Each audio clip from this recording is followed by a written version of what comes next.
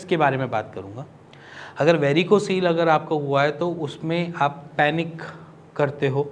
Normal सी बात है, varicocele हुआ है, आपने बहुत सारे डॉक्टर्स को सुन लिया या बहुत सारी आपने कंसल्टेशन ले ली, उसके बाद आपको ये रियलाइज़ होता है कि ये मेरे को एट्रोफी कर देगा, मेरे को इम्पोर्टेंट कर देगा, मेरी सेक्स लाइफ ख़राब कर देगा। बहुत सारे अलग अलग चीज़ें आपके माइंड में आती रहती है वेरिकोसील को लेकर। बट सिंपली मैं बोलूँ, वेरिकोसील के पेशेंट से एक बारी आप खुद ही पूछ लो, जो अगर आपके नोन टू में है या आपके साथ भी हैं, उसमें से सिर्फ और सिर्फ 40% पेशेंट ही निकलेंगे जिनकी वर्स्ट कंडीशन की तरफ जाते हैं। अदरवाइज़ तो वो कुछ चीज़ें होती हैं मैनेजेबल होती हैं। जैसे कि अब वेरिकोसील के केसेस में जिसको पेशेंट को डर लगता है वो सबसे बड़ी चीज़ होती है एट्रोफी। एट्रोफी माने कि आपके टेस्टिकुलर की क्षमता धीरे धीरे कम होती जा रही है, इसी के साथ टेस्टिस का साइज़ धीरे धीरे छोटा होता जा रहा है। ये सारी चीज़ें होती है एट्रोफी में। अब एट्रोफी जो है वो एक माना बहुत बड़ी चीज़ दिक्कत है, क्योंकि कोई भी एट्रोफी एकदम से क्योर नहीं हो जाती। एक पहले उसके पीछे जो फंडामेंटल काम करते हैं पहले उसको समझ लेते हैं, फिर उसके बाद बताऊंगा कि कैसे उसको ठीक कर सकते हैं। तो सबसे पहले चीज़ें समझो, अगर वेरिकोसील हुआ है तो हमारे टेस्टिकल्स में ऐसा क्या हो रहा है कि वो एट्रोफी की स्टेज पे आ रहा है, माने कि वो अपने साइज़ को छोटा करने की कोशिश कर रहा है। तो सिंपली पहले एक चीज़ समझो कि आपकी जो ब्लड की सप्लाई है वो बराबर है, बट आपकी ब्लड की सप्लाई की एग्जिट जो है वो ख़राब हो रही है। मान लीजिए कि आपको एक ब्लड सप्लाई मिलती है हमको हर ऑर्गन को अपने अपने फंक्शन करने के लिए। जैसे कि हमारे टेस्टिस हैं, वो हमारे 2 फंक्शन करते हैं। जैसे कि पहला फंक्शन कि हमारा टेस्टोस्टेरोन हार्मोन को बनाएंगे, दूसरा वो स्पर्म काउंट बनाएंगे या स्पर्म बनाएंगे। बेसिकली उनके ये 2 फंक्शन हैं। अब 2 फंक्शन में बेसिकली अगर वेरिकोसील अगर बीच में परसिस्ट कर जाता है, वो होता है वेन्स में, रादर देन अगर हम उसे समझे आर्टरीज में, वो करता है वेन्स में। अब वेन्स में बेसिकली जब कोई भी दिक्कत होती है वो हमारी एक तरीके से एग्जिट वेन होती है। मतलब बेसिकली अगर आप थिएटर में जाते हो तो एंट्री पीछे से होती है और एग्जिट आगे से होती है, ऐसा ही होता है ना। वैसे ही समझ लो, आपकी जो थिएटर है वो हो गया आपके टेस्टिकल्स, आपकी एंट्री जो हो गई वो हो गई ब्लड सप्लाई, और एग्जिट हो गई हमारी वेन्स की एग्जिट, या जैसे हम बोलूँ वेन्स वाला वे। अब यहाँ पर मान लीजिए कि आपकी ब्लड सप्लाई जो है वो एंट्री के थ्रू सही एंट्री बनी हुई है, बट हमारे एग्ज़िट ही ख़राब हो गई और हमारा शो हो गया ख़त्म। अब शो ख़त्म हो गया, एंट्री से मतलब हमको एग्ज़िट मिल नहीं रही है, बट हमको एग्ज़िट वाले जो गेट हैं वो एग्ज़िट हो गए, बट एंट्री वाले लेवल पे और बाकी जब हमारा थिएटर में मूवी ख़त्म हुई तो और बंदे आने लगे, तो उस स्टेज पे क्या होगा? उस स्टेज पे क्या होगा कि वहाँ पर भीड़ जमने लगेगी। भीड़ जमने लगेगी, किसी को बैठने की जगह नहीं मिलेगी, किसी को कुछ नहीं मिलेगा। वहाँ पर क्या पता छोटी मोटी लड़ाइयाँ वड़ाइयाँ भी हो सकती हैं, या थोड़ा बहुत ऊपर नीचे चोट वोट भी लग सकती है। ये सारी चीज़ें होंगी। बेसिकली आप ये समझो कि आपकी एंट्री की सप्लाई जो है वो बराबर है, आपकी एग्जिट की सप्लाई वो ख़राब है, जिसकी वजह से उसका दिक्कत जो आती है वो हमारे टेस्टिस में आती है।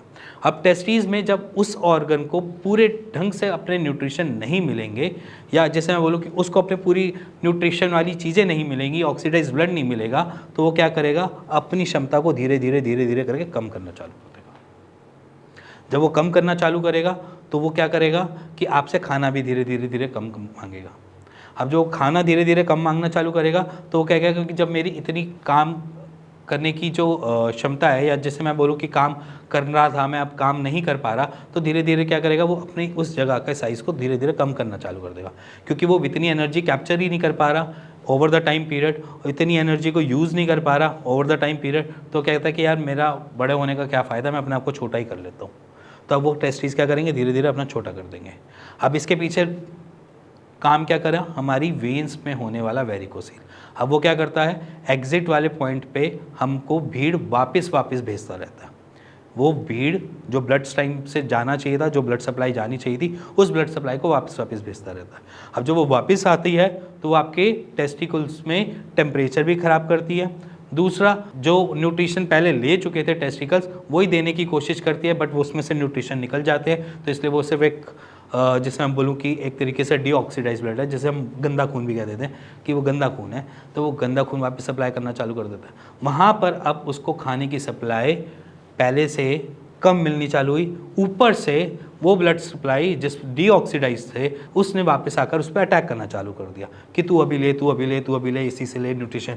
तो अब वहाँ पर उसने क्या किया? अपने आप को धीरे धीरे करके और छोटा करना चालू कर दिया। ये आ जाती है बेसिकली फंडामेंटल, जिसे मैं कहता हूँ कि आपके एट्रोफी की कैटेगरी बढ़नी चालू हो जाती है।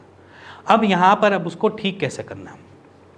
देखो सिंपल सी बात है, पहली चीज़ वेरिकोसिल में एट्रोफी की स्टेज पे पहुँचो ही मत। उसके लिए सिर्फ एक दो एक्टिविटीज़ हैं जो आप घर बैठ के आराम से कर सकते हो। एक तो मैंने पूरी वीडियो बना रखी है जिसमें मैं एक्सरसाइज बता रहा हूँ कि आप ये एक्सरसाइज कर लो जिससे आपकी ब्लड स्ट्रीम जो है या ब्लड सप्लाई जो है वो ढंग से चले और हमेशा ओपन स्पेस देती रहे, जिसकी वजह से उसको न्यूट्रिशन सही मिले, टेस्टिकल्स को अपनी फंक्शनल के लिए जितनी रिक्वायरमेंट है न्यूट्रिशन की वो लेते रहे। वो सारी एक्सरसाइज से चीज़ें कंप्लीट हो जाती है। एक्सरसाइज बहुत टफ भी नहीं है, ऐसा नहीं है कि मैं बहुत बड़ी एक्सरसाइज है, सिर्फ पैरों को ऊपर करना है, लाई डाउन हो जाना है, यही एक्सरसाइज है जिससे आपकी टेस्टिकल्स टूवर्ड्स ब्लड पहुंचता रहे और अपने न्यूट्रिशन वो लेता रहे। बेसिकली एक ये एक्सरसाइज है। दूसरी एक एक्सरसाइज है जिसमें मैं बोलता हूँ कि बटरफ्लाई एक्सरसाइज है। बटरफ्लाई इसलिए एक्सरसाइज ज़रूरी है, जब हम बटरफ्लाई की तरह पोस्चर बनाते हैं और हम आगे पीछे करते हैं तो हमारा ब्लड सर्कुलेशन सारा का सारा पेल्विक एरिया की तरफ आएगा, और जब सारा का सारा ब्लड सर्कुलेशन पेल्विक एरिया की तरफ आएगा तो पेल्विक एरिया अपने आप ही उसको सप्लाई देगा और वहाँ से एग्जिट करने का भी रास्ता देगा। तो इसीलिए मैं चाहता हूँ कि वहाँ पर ब्लड सप्लाई अच्छी बनी रहे, बराबर बनी रहे, जिससे न्यूट्रिशन टेस्टिकल्स अपने ले पाए और आपको रिवर्ट बैक भी सही दे पाए और कभी भी उसमें एट्रोफी की शिकायत ना क्रिएट होए। तो अगर आप इस चीज़ को थोड़ा सा समझ गए हो तो आप अपने आप ही उस पर एक्ट करके अपनी प्रॉब्लम के साथ खुद ही फाइट करना स्टार्ट कर सकते हो। तो ये वीडियो बेसिकली आपका फाइट बैक के लिए है कि आप वेरिकोसिल को खुद से हरा सकते हो, और वो तरीका है सिर्फ 2 एक्सरसाइज। आज से आप स्टार्ट कर दो, आपको खुद ही पेन, हैंगिंग और अलग जो उसके सिम्टम्स हैं उसी में भी आपको धीरे धीरे आराम मिलना चालू हो जाएगा।